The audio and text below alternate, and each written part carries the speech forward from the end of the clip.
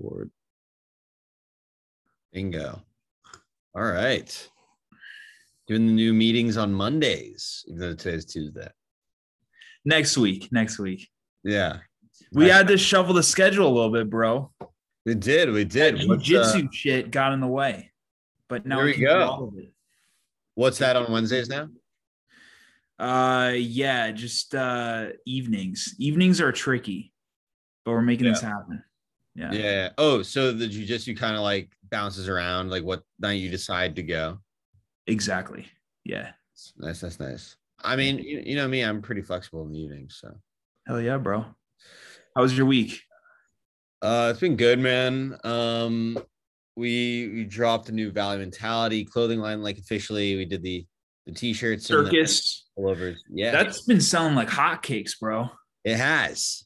Yeah. Thanks for noticing. At the fair, it was all the rage. And yeah, we're down to like we don't have many left, and we're hoping to get into the Encino Farmers Market for this Sunday. So I guess that probably will that be your first farmers market? What? Will that be your first farmers market? Yeah, the other one that we did was obviously Sherman Oaks Fair. Yeah, similar, but yeah, this would be our first farmers market, and I think it could be a good thing. It's kind of low stakes, like it's only $45 to do it at this one. It could shock you with how many people come by. That's true. And we have a lot of stuff in general. We just don't have many of these shirts anymore, which were pretty much our number one sellers just because they're like the cheapest things at the fair. So we'll have hoodies, we'll have hats, we'll have the pullover crew necks. Yeah, it was fun to just finally release the photos, dude. We met with a few different products. Those photos looked great. Thank you. How'd you find a photographer? Yeah, thanks for asking. So for that, I remember the struggle. You were like, dude, bro, like, I don't know how we're gonna get someone. The photographer thing is the funniest, like, just experiences that you could have. I mean, all of it is you learn so much, but for like lifestyle shots that we did with the little photo shoot where we tried Laura Lopez. Yeah, Laura was in it. We tried to recreate sort of a couple of these like Quentin Tarantino shots that I saw in his book of Once Upon a Time in Hollywood. One was kind of like Brad Pitt sitting in a lawn chair and like very like Americana shot. And so we try to like recreate that in the daytime, sitting on a front lawn in some chairs, wearing Circus Liquor shirts and stuff. Laura and our buddy Denny, who's a comedian, like super talented. So that was great. Marissa, of course, Tanner's girlfriend, and Tanner, and our buddy Dean as well. And it was just lovely. And then at nighttime, we did something, another Quentin Tarantino shot of like under a restaurant kind of like roof, but outside, just kind of like having a fun time in the valley at nighttime. And so we did that, and we shot it. We did it just on ourselves. Tanner and Marissa shot it on disposable camera. No shit. Yeah. And I'm finding out more and more that I'm going to need to do all these jobs myself, like we are. Yep. Because everyone is just so difficult to explain stuff to. Everyone takes a long time to get anything done. I mean, so after we shot that the day after the fair, those photo shoots, and like we rushed it because we said like, okay, we already are selling out of the clothes. We need to like release them and do this photo shoot. And the only thing we needed after that was just product shots, blank background with the clothing right in front of it on digital, the easiest thing you could possibly do. Anyone that has like any experience doing photos can do that. We asked 3 photographers to do it for us. All of them gave us trouble. And the third one, kind of trouble. Like first one was kind of a friend, and like all the best to her, but she ended up being very busy and didn't really respond to us for a week and a half. She kind of teased us along. Bro, a flakiness, and like I'm not talking about your friend, but just general flakiness is my biggest pet peeve. And it is why I end up doing the majority of stuff. Yeah. Like I edited, and also, I mean, I could do more as far as deferring to other people. I'm kind of more on the extreme end of like taking everything on myself. But there's a reason why I edited and put out all of the shorts this month, because I knew they would get done. You know what I mean? There's something about just doing it yourself, relying on yourself, that like you just can't get from other stuff. Yeah. I mean, you want to get to the point where someone will make your job easier. Like you bring them the vision and they're like, they actually have great ideas and stuff. And that'll come. But as far as, I mean, there are certain things, maybe it's that way with photography, but I found on my end, like editors, like you have to pay editors. Like there are certain things I think with photography, if they're good, they know they can get money from someone else. And it's the unfortunate truth of the situation that like you'll get to a place where you can't afford that. But at this stage, it's just, you got to do stuff yourself. Totally. Exactly. And I was making the joke that like these photographers have too much power. Like I want to take the power back. Like, just it's too annoying. You have power because you're waiting on them or what? They have power. Yeah. They have power because they have that special skill set and it's specific and we need them. And they get to do whatever we want. And it's kind of like vague what the industry kind of demands and what the standard is and stuff. So it's just so annoying. And this third photographer we ended up using, I found on TaskRabbit. And I was actually very like pleased that, TaskRabbit did that and it was cheap. Guy turned out to be super nice, but he just took so long as well, like longer than he said he was going to do. And so we ended up getting a bit of a bout about it, but we finally got the photos and we're able to release it, and we've been selling well, so it's all good, man. Dude, this shit looks great. I'm looking at this now. You wouldn't know that you shot this yourself on disposable cameras. Crazy. Really? Yeah, bro. You don't need, I mean, this collection looks just as good, if not better, as like your previous shoots. Photos. No, that's kind of, but there's no reason, Yeah, I think we kind of were like told by him too. It's like, just get a disposable camera and get out there and like, I don't know, just have the vision and then go for it. So, and Marissa and Tanner kind of have a lot of experience like modeling, acting in front and behind the camera. So we're lucky that, we get to work with them. Man, so we're so proud of it. And, I sent out a bunch of new orders today to people. So that's that. I just wrote the Valley Mentality commercial today, like official commercial. So I was like, what else can we do? Oh yeah, the commercial. Put that down in screenplay format, sent that out. So we're gonna do that. But I'm trying to figure out.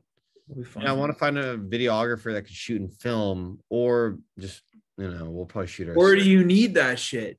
I don't know. Yeah. Is there another version of like, can someone else take something that will look as good? I mean, if you're going for a vintage kind of thing, I'm sure there are vintage cameras out there that you could just kind of fuck around. Something like, it's cool, dude, because the style of clothing that you have is very specific. Like it's kind of a vintage feel, which is why I think these photos work so well. Totally. And I don't think you don't need someone who has like years of experience as a DP for like that. You just kind of kind of lucky. Yeah, totally. Yeah. Yeah. You want it a little like grainier and whatever, We do. And like, you might be able to do that on like a filter on like an app. There's an app that our buddy showed us that we could do it, but we want to just make sure we don't screw it up. But so, I mean, depending on what iPhone you have, a lot of the new ones, they've got as good, if not better, as like the current cameras and shit, It's obviously at a ceiling, but like it comes to a point, especially if you're doing a vintage shoot with filters and shit, you really can't tell the difference.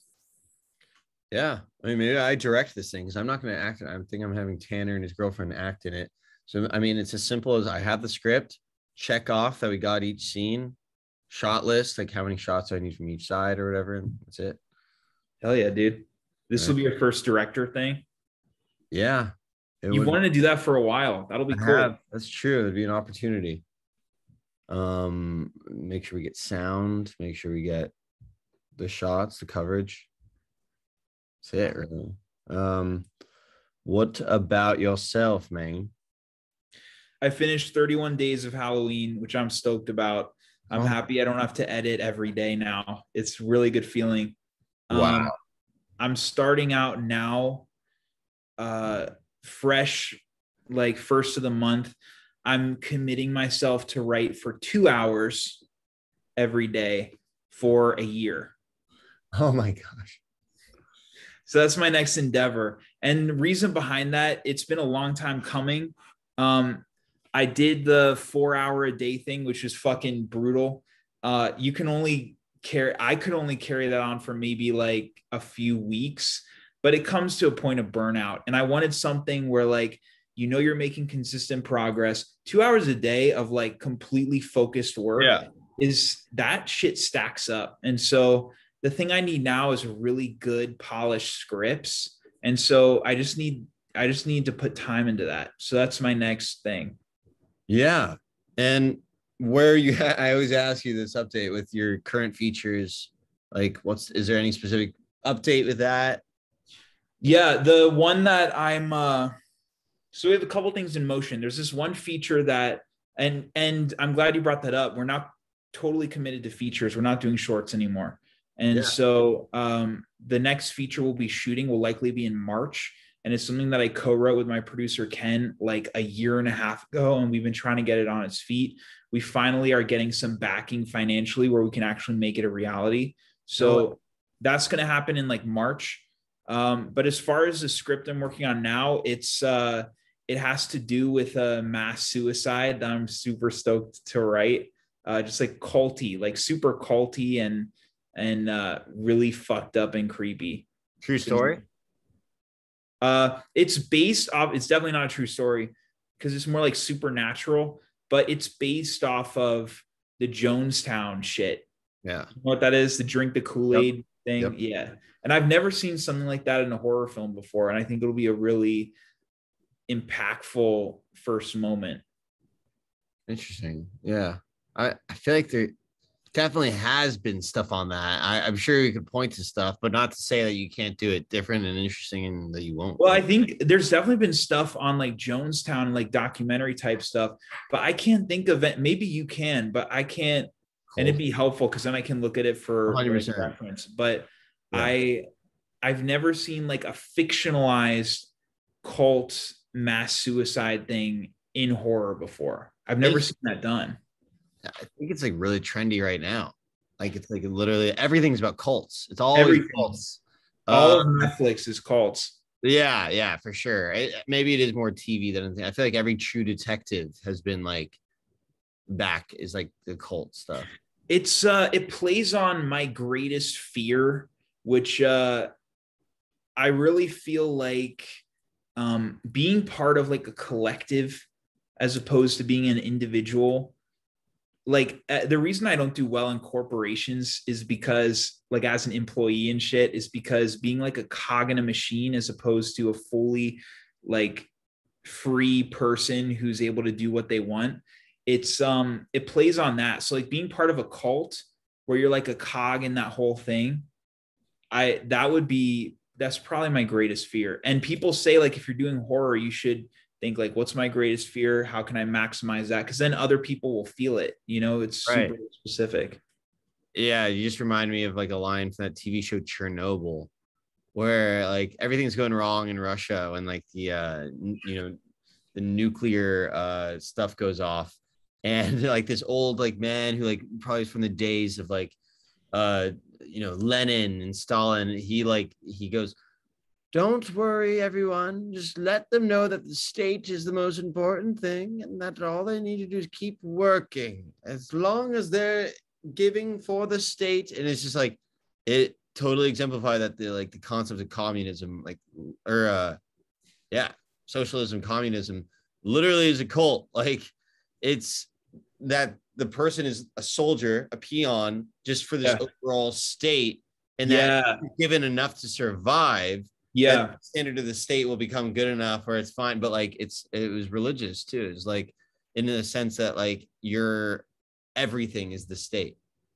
Weird. That's crazy, bro. So many people, I think the way the human mind is like it can bend to become that. Like if you're put in a pressurized situation, a lot of people like look to a leader, like they want someone to tell them what to do. And the problem with cults is like, if you feel like one person has all the answers, they don't have all the answers. They're just a human being. It's just them manipulating you because you're weaker, you don't have as strong of a will, or like you're not as stable. So they prey on people who are more vulnerable.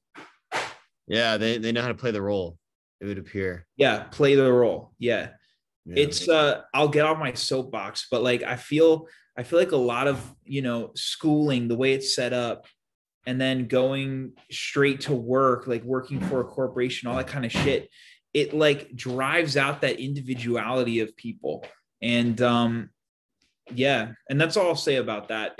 I'm just, I'm trying to explain like where I'm coming from, as far as I feel like a lot of people aren't even aware of that they're being controlled or like told what to do and stuff. And I think cults are like the extreme end of that.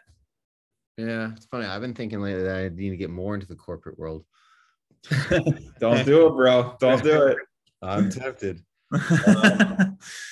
Yeah, I don't know. I mean, successful companies good sometimes when they're set up to incentivize. So it's like, even though you're part of this big thing, it's like a big team theoretically. How do you incentivize the team? You see the results. You see that there is like financial incentive, that you work well with other people that are like, complement each other and stuff. I mean, I think a huge part of it does depend. If you're in like a large scale org like that, it depends the people who are around you most directly, but I think the larger a company is, the harder it is to feel like if you're like an employee or whatever. Yeah. If you matter and you're like part of the mission. Also, this could just be my mindset too. I feel like I was designed to lead and to create stuff. And like a lot of people are just content with like, they're told what to do, and they're comfortable and they do that whole thing. Yeah. I mean, again, it is an interesting subject, sort of. I think, like, for instance, my roommate works at commercial real estate, and it's a big company he works for, but like he works at a small branch, and he really, at the end of the day, the only relation he has to the whole company is that they provide him with the team, with the amenities and stuff. But the company's idea, that's the thing that separates it. Depends on the product that you're selling or the setup that you're a part of. Because just because it's like, because something's big doesn't mean it's bad. It might be successful. It might be big because it's successful and that it grows. But within that, it's like you actually have a very, I don't know, a good relationship, a good dynamic with that whole organization. So, if everyone's winning, why not? That's true, bro. I think it is harder though to manage that. I think if you were to have a huge organization and you're at the top, to maintain some kind of culture or mission, like really strong sense of mission and purpose, I think it just gets harder the more people you add to it. I wonder about that for sure.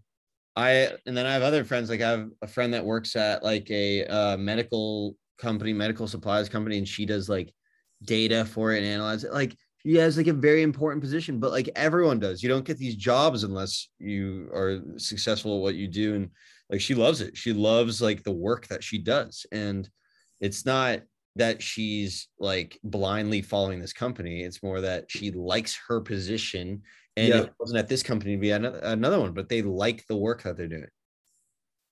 Yeah, there's nothing wrong with not wanting to be like this mega maniacal, like being the number one of like an organization.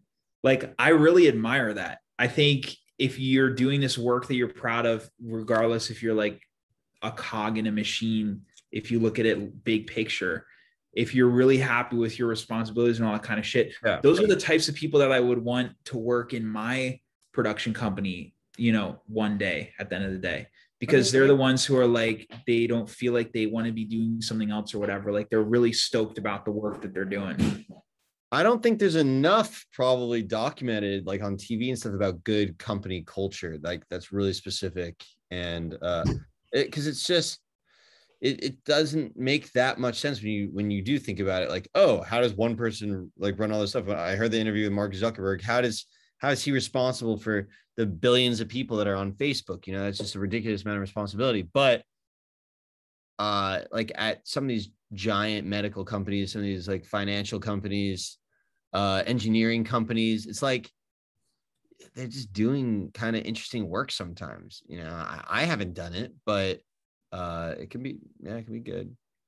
I think people look to leaders with like, so many books have been written on like how you like interact with people and like, emotional intelligence and all this shit. And I think a lot of it is BS. I feel like at the end of the day, like, if you're a leader of people, you can like talk to them a certain way or like, figure out their interests or whatever. But like, and I think that's a part of it. But I think the most important piece of what people look to in a leader is that they are involved in something that they're like truly inspired by, truly passionate about, because that kind of energy is infectious. And like, I feel like a lot of people are in jobs where like they're doing it just for the money, and it's so obvious. They're not doing it because they really love the work they're doing or they're really passionate about it and stuff. And so I feel like that's probably the thing that builds like the culture, a good culture, is if like the guy at the top is doing stuff he's really actually passionate about and there's a sense of purpose beyond money, and then the number two can look at that and then follow that lead and do their own thing and they're loving it, and it just kind of trickles down from there. And then you've got this really passionate group of people who are working to something. Yeah, it's tricky. There's got to be the proper incentives set up, in which a lot of times there's not. A lot of people like our age now, I'm here, they want to like just try to make enough money to buy real estate and then have passive income.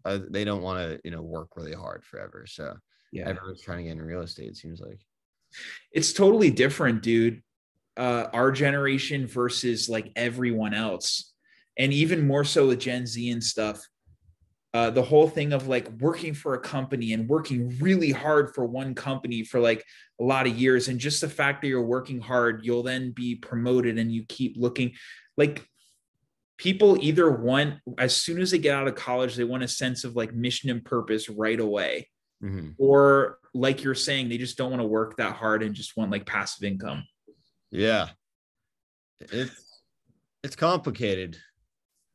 It's for sure complicated. I mean, when I see people that enjoy their work and like really are on a mission and they like their company culture, like dude, hats off. And it's really interesting right now too, with like working remote and everything. Isn't there nothing more inspiring than when you see someone who's like doing some kind of work that they fucking love? Awesome. Like, yeah, dude, it's like, and the only way you can do that, I think, is if you were made for that thing. Like, for whatever reason, you end up in this position or this spot that like you were supposed to be doing this thing. You don't have to fake it. Like, you just feel it as you're in it. You're doing this thing you're loving to do. And that's why you want to work hard at it, because it doesn't feel like a job to you. I would think, but yeah, I talked to, a few friends that I have in mind that like, they just took to the thing that they jumped into and they kind of got lucky a little bit. And they, they just felt it. They went off. Some of them happen to be really good at sales. Like, but it's not working at car dealership sales. It's like, they have clients that are really interesting and they get to, have a product that they're proud of. And it's like, it's just, they just took to it. And yeah, I think that is really admirable. And I'm someone who, like, it's funny these days when I talk to people my age and stuff, it's almost like I wouldn't have talked about this stuff in high school. It seems like small talk, but I'm genuinely curious about their jobs and stuff. Like, I'm fascinated because when they start talking about their jobs, that's what they're doing. They have so much information, so much insight to talk about. And a lot of it, especially if it's financial, that means that they're like analyzing markets and different innovative ideas, and like what's going on in the world right now. So they know a lot about a lot of stuff. It's kind of fun to hear about. Mm-hmm. Yeah. And artists are supposed to be that way too. Artists are supposed to be analyzing the world and learning about this and, putting a mirror up in society and stuff. Yet so many artists are just, they're all just like in their own little box. Yeah. Yeah. I'm really guilty of that too. I tend to tunnel vision and let me, all these things are going around me in my day to day, but I'm so focused. Like, let's, make this thing happen. But I think opening yourself up a little bit is beneficial. Yeah, it's that balance, right? Yeah. There's also trends too. It's like, the Hollywood industry wants one thing, so everyone starts writing the same stuff and everything. And it's like, sometimes you got to think about what the hell is different, I guess. Who's that guy on your wall? The black and white. Yeah. That is my great grandfather, crazy enough. Wow. Was he in the business? He was a furniture salesman in Long Island, New York, but his name was Richard Van Patten. They called him the Duke. and he was a very kind of fascinating character. Thanks for asking. They grew, they lived like right by the horse race track in Belrose, Queens. They'd go to the horse race track, and he was a what they would call a flop. He was like a British nobleman. He would talk with an affected butler accent. Hello, lovely to see you. And oh, you're looking quite marvelous today. And he would wear like a pink scarf. He was like one of the only men, they said back then, to ever wear pink. And they said he was great dressed though, and he was a huge personality. Yeah, that's the Duke. Damn, dude, that's cool. Funny little story. I think he moved out here with the family, like eventually. Wow. The patriarch who started it all. A little bit. Yeah, he was kind of a part of it. He was kind of more English. And then his wife, they were more Italian, straight off the boat from Sicily. So yeah. Cool. Combination. What else is going on, my man? Dude, just like doing the daily thing, bro. Like jujitsu, keeping that going. How's that? It's good. I found this gym too.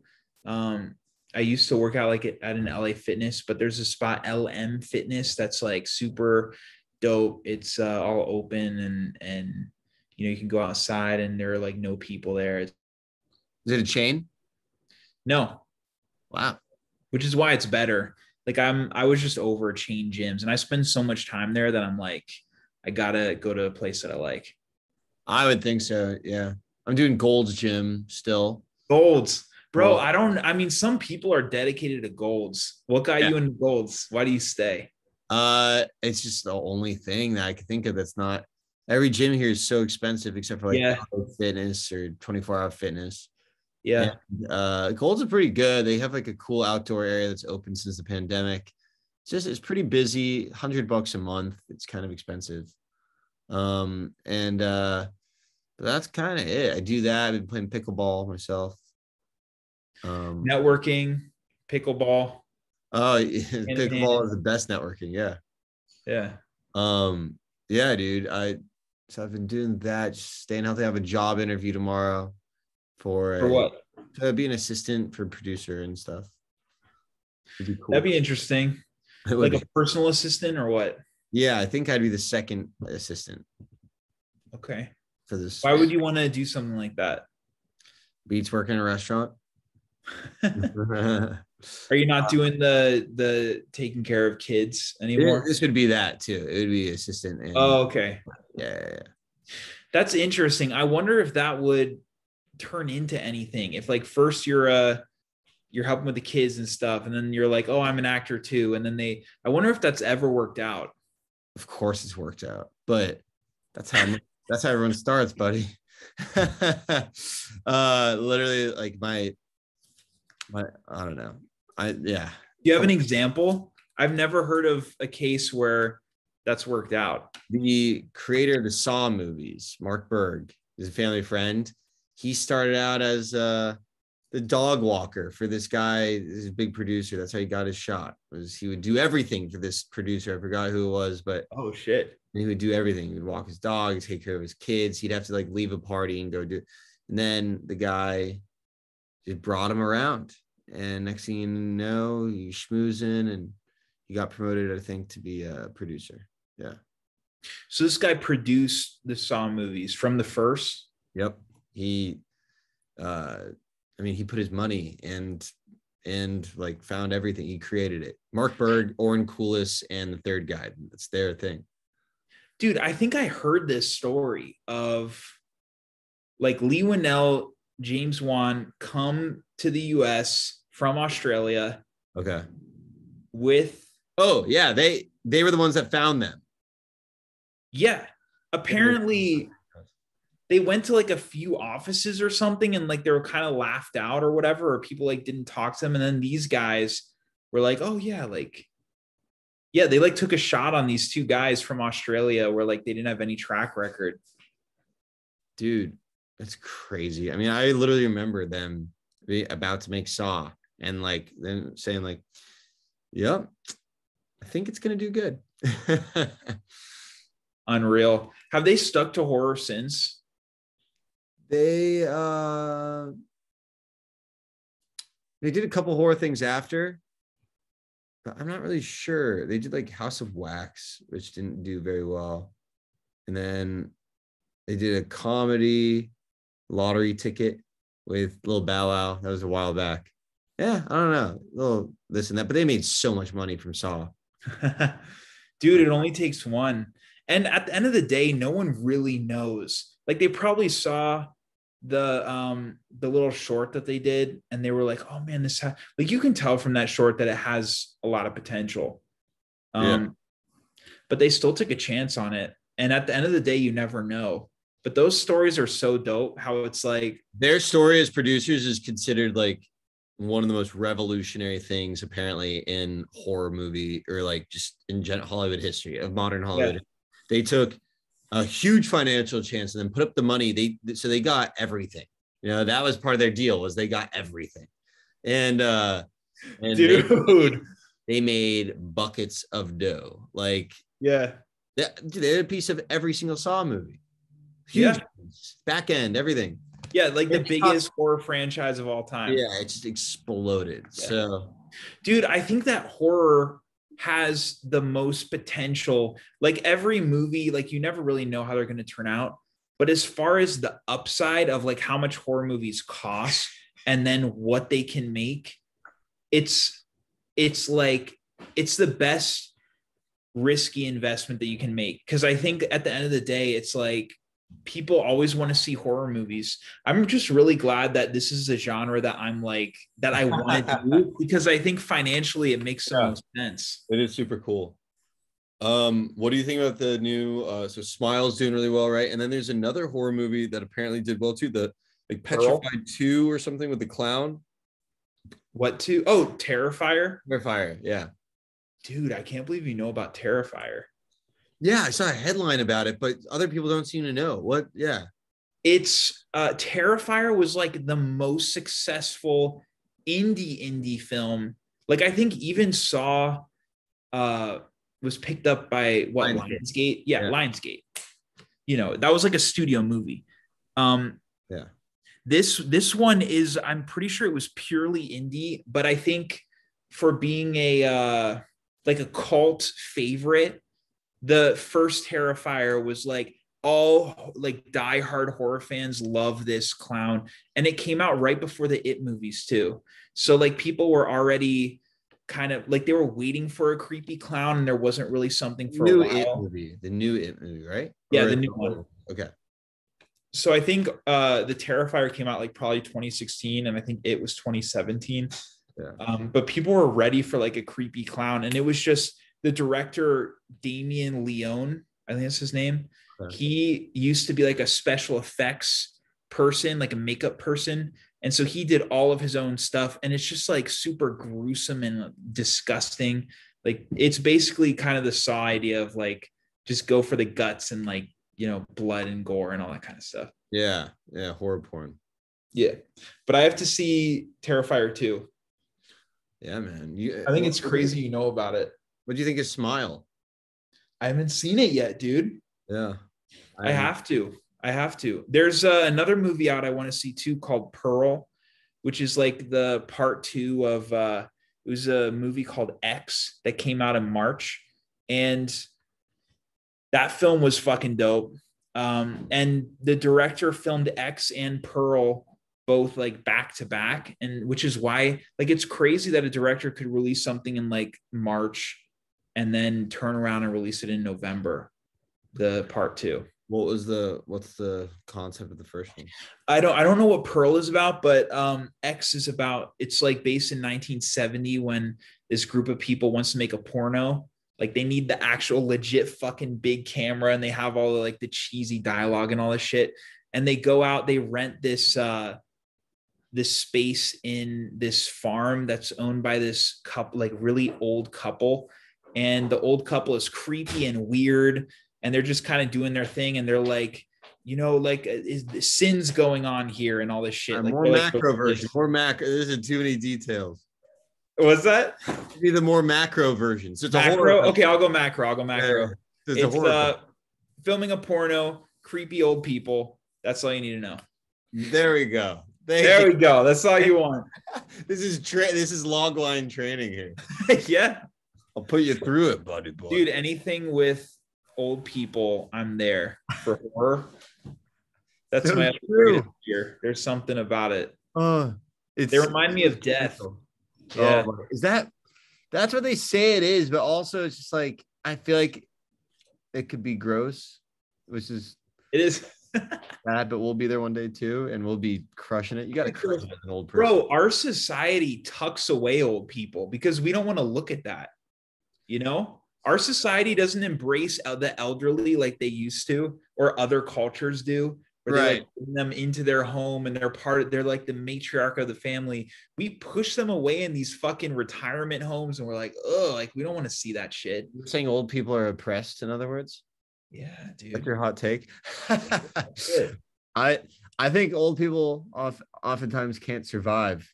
Like they don't hear well, they don't see well, they don't talk well. So everyone's like, get out of here. But they should. I was just saying to my mother that, like, you know, for my grandparents, they just deserve extra patience. But you know, I think they've given so much that yes, if they're fortunate to have good people around them, then they could still, you know, they deserve some good times. You know, they've earned it. They definitely deserve it, but it is interesting how they kind of revert back to their baby stage.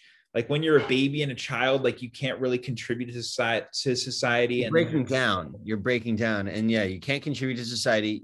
Therefore, you don't have that many people around you generally, unless they're lucky, you know, unless you have a good family around you. But if you have no one, you know, it could be a pretty bitter ending. It could also be great. Just to not make it depressing. Yes. Just the cherry on top. Oh, it'll be great for me. Oh, well, yeah. Depends what your mindset is, because a lot of people, like, they'll retire, they're like 65, and then they're like, well, my life's over now. And then they just like don't do anything. Bro, at my gym, I see like fucking 60, 70-year-olds cranking the iron, and they look great. And they probably have the mindset of like a 40-year-old. And that's what I'm going to be too. You know, it all depends. My dad, his brothers in their mid 60s, and they are more athletic than young people. Yeah, 100%. Really good. Yeah. And they, you know, age is but a number. Like you got to keep having dreams and having fun and, you know, challenging yourself. I think you got to make the most of it. Love, laugh, live. That whole thing. Yeah. What are you doing this week? What's the plan for this week? Are you exclusively focused at this stage on Valley Mentality, or do you have acting stuff going on as well? I had an audition today, but yeah.